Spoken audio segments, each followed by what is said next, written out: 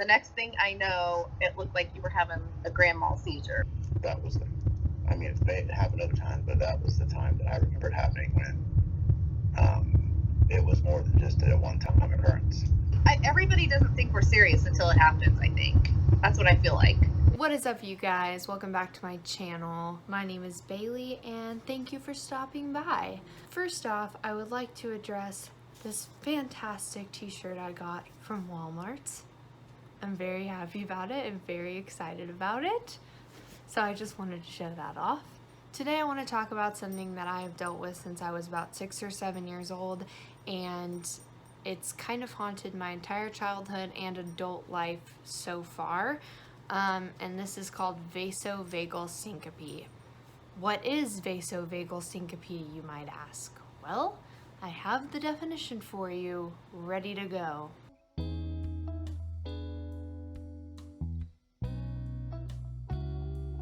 So, in case you don't understand that, what it means is that basically your heart rate either shoots way up or slows way down and you faint, basically. And a lot of people, myself included, have a convulsion, so it looks like a seizure.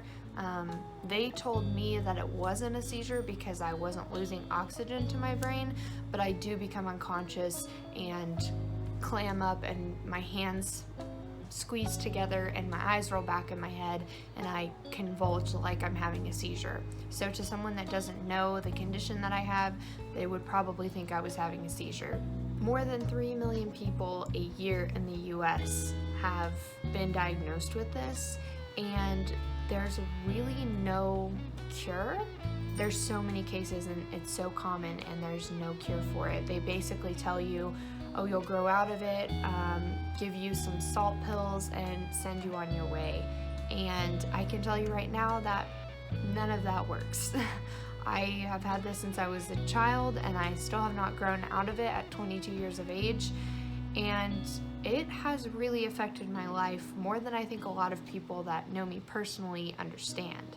So I know that this condition is kind of different for everyone, as are most conditions, but I'm going to kind of walk you through what I feel when I'm about to have an episode. Sorry, I feel like I'm doing this a lot, but it's true. Like, I don't know technical terms. I feel like I've been made to feel pretty much my entire life like it's an overreaction, like it's my own fault, like I've worked myself up to it. But through further research and hearing other people's stories, like I realized that it is a real thing. I do also have anxiety. I feel like that's important to note. So my anxiety does have an effect on the way my body reacts to this, because it's basically the body's way of shutting down when you're in emotional distress or you're triggered by something, triggered by anything that bothers you. Even stuff that doesn't bother you can trigger you and you would have no idea until it happened. So basically what happens is I'll be going about my business and something will happen. It could be a trigger that I'm expecting or know is a trigger, or it could be something completely random. For example, going to the doctor or the dentist. That is a trigger for me. It gives me a lot of anxiety, and I think partially it's because I've passed out or had an episode doing that thing before. Whenever the first time it was that it happened to me, that like traumatized me for the rest of my life, of going to the doctor or the dentist. So now every time I go, I'm already anxious before I even get there. Like, I am terrified before I show up. It could be a cleaning. I'm still freaking out because in my mind, that's a trigger for me. I'll be minding my own business, kind of going through life. When I feel it come on, because I get this thing called an aura where I can sense that it's coming, I know it's gonna happen, I start to sweat really bad. My hands and sometimes my feet will start feeling like they're asleep. They have the prickly feeling and they go numb and I can't really feel them. Usually shortly after that, I start getting like very muffled hearing. I can hear things, but it sounds like I'm underwater almost. I start to lose my sight. So my eyes can be wide open and I will start having black spots fill my vision and I can't see anything. So that happens and I will try and prevent it and take really deep breaths, really deep slow breaths, and I'll lay down and prop my feet up to get my blood flowing to my head, and usually it doesn't work. None of those things work for me. I've also tried drinking a ton of water or juice because people think, oh, her blood sugar's low. I've tried pretty much everything to prevent it, and there's only been about a handful of times where it's actually worked. I've actually been able to catch it quick enough and calm myself down, kind of breathe my way through it. But a lot of the time it is completely out of my control. Once I feel it coming, it's just gonna happen. There's no other option, which is terrifying, and it feels like I'm dying every time it happens. I always freak out and think, oh, what if I don't wake up this time? Like, every time it happens, it is terrifying. And people think, oh, like, this has been happening for like 15 years now, aren't you used to it? No, you never get used to it. It is terrible. There have been times when I've been driving and I start to feel it and I panic because I'm like, oh my god, I'm in a moving vehicle on the freeway. There's no place for me to stop. Like, I'm gonna die or I'm gonna kill someone else. So it's really scary, but that's kind of how I experience it. I'm sure it's a lot different for other people. I figured it would be kind of interesting for all of you to get the perspective of the people that have witnessed this happening to me. So I have a couple of people that I'm going to talk to about this whole experience and what it's like to see it happen and what their thoughts were, because I know it's like the worst thing to me, because I want to be able to go to the dentist and not worry about my teeth being gross and just getting it what needs to be done, and I want to be able to go to the doctor and make sure I'm healthy without freaking out, and all of these different things that are triggers for me. Like, I want to be able to do these things because not being able to do them is really inconvenient to my life. I wonder, like, what will happen when I get married and have a baby.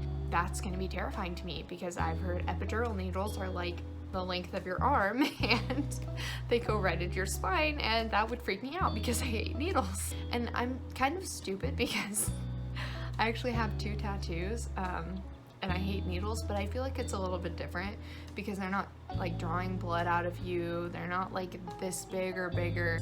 Tattoo guns have needles that only go into you about that much, so maybe that's why it's different for me, and maybe because I really want to get a tattoo but I don't really want to go to the doctor. So I will just let you hear for yourselves from the people that know me how this experience has been for them.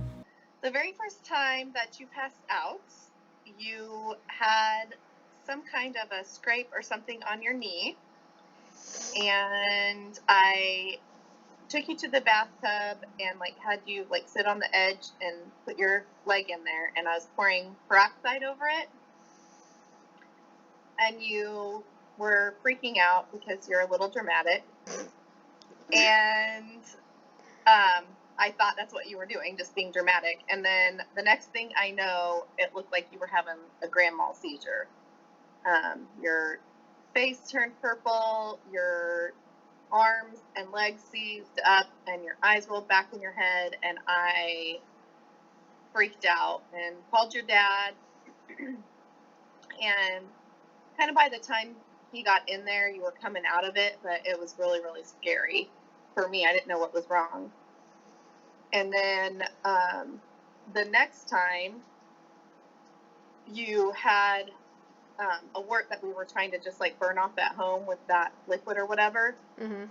And again, started kind of freaking out. But this time you told me, like, I'm going to pass out again. I'm going to pass out. You were like telling me you could feel it coming on. And I was trying to tell you, just breathe, calm down. And you did it again, exactly the same, but this time Luke was there and he was just little and he panicked too. It was really scary for him and for me. It's scary every time. And then the next time was we took you to the doctor to get your ears cleaned because we had just been to the beach and you were having a hard time hearing, and we thought maybe there was sand in your ears, and so we were cleaning your ears out and they just had liquid that they were squirting in. and the doctor wasn't in there. It was just the nurse doing it. And then I knew I wasn't crazy for freaking out because she freaked out too. And that time you wet your pants and everything. Like, wet your pants, seized up, eyes rolled back, the whole shebang. So then after that, that's when we started like thinking about, okay, we need to get her to a doctor. Something else is going on here. And so I think Dr. Buller, shout out. yeah, shout out to Dr. Buller. I think he like gave us a referral or something to the doctor. Well, I was afraid you were having seizures, and I guess Dr. Buller was like, no, I don't think that's what it is. And so they did like a heart monitor on you that you had to wear for a couple weeks and monitor and stuff. And after the results from that came back, is when they discovered that that's what it was. Everybody doesn't think we're serious until it happens, I think. That's what I feel like. I'm not sure, if everybody kind of looks like they're having a seizure, or if some people pass out gracefully. I'm not exactly sure, but for you, it's definitely like traumatic for anyone who's around. It was, you were going in to get checked for, I think they were going to stick something up your nose to get swabbed, and you looked at me and you said, I don't want them to do that. And I said, they have to do it because they have to do a test to decide whether you have this illness or not. And you started to get a little panicky. And I just said, it'll be fine, just don't worry about it. It won't take very long. And then the doctor came in, and you told him that you weren't feeling very good. And then as soon as he put the thing up your nose, you fainted and started to have a seizure. Okay. And then you started to shake, and he didn't know what to do. So it was surprising to him that it happened. That was it may happen other times, but that was the time that I remember it happening when it was more than just a one-time occurrence. Yeah. So the other time that it happened, you were little, and so I guess we didn't think it was a big deal, but thought it was a one-time deal. But when that happened, I knew that it was more than just something that you could. It was something that you couldn't control it. It was something that was kind of like you knew when it was happening, and then it would just happen. The other time that I remember was when you were in a church service, and you were performing a song, and I don't know if it was too warm in there or what the deal was, but it happened when you were on stage in front of the whole congregation. You just started to sway a little bit, and then the next thing you knew, I think someone caught you when you were falling, and then we got you out of there. Hi, me again. I just realized that other people's recollections of this might differ from mine. So I have like a list of times that really stood out to me that I wanted to talk about and describe from my perspective. We went to go see the first Narnia in theaters, and I was so excited. And whenever we got to the part where Aslan has to be sacrificed, I started freaking out and getting that feeling again. So I had to leave the theater during the movie that I was so excited to see. So that pissed me off. Just another reason why this affects my daily life, because hello, if I can't watch movies, then who am I? There was another time where I went to the pool with a friend and her parents. We went to go get ice cream afterwards. So I ate it, and we were sitting in her car. I just passed out from ice cream. Ice cream. Another time, I had a wart on my hand, and it was disgusting, and I wanted it gone. So my parents bought one of those home freezing kits where you can stick the swab in something and it dry ices or something, and then you put it on your wart and it freezes it, and then it'll fall off like a couple days later. So we did that. As we were doing it, I was sitting at our table, and I can't remember if I got on the ground myself and laid down or if I fell off the chair. I heard screaming when I was unconscious. Like, that's the one thing I remember. Usually I don't remember anything, but I remember hearing screaming, and maybe it was just because when I woke up I heard screaming. I had an episode right in front of my younger brother, and he thought I was dying. So one of my parents was trying to console him, and one of my parents was with me on the ground, and that was miserable. This one I definitely have to tell you myself, because I don't even know if my dad remembers this, but I was at home alone, was taking a shower, and I started to feel it in the shower.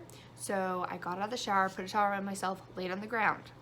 I was panicking still, so I called my dad, because I always feel safer if someone's there telling me it's gonna be okay holding my hand before I pass out, because then I feel like, okay, like someone's here with me. Even if I do it, it's gonna be fine. So I called my dad, and I think all I got out was, I'm gonna pass out, and then I passed out on the phone with him, and then woke up and saw the phone on the ground, and realized that I was on the ground of my bathroom, and picked up the phone and was like, what happened? Did I pass out? And he was like, yeah, you did. And I was like,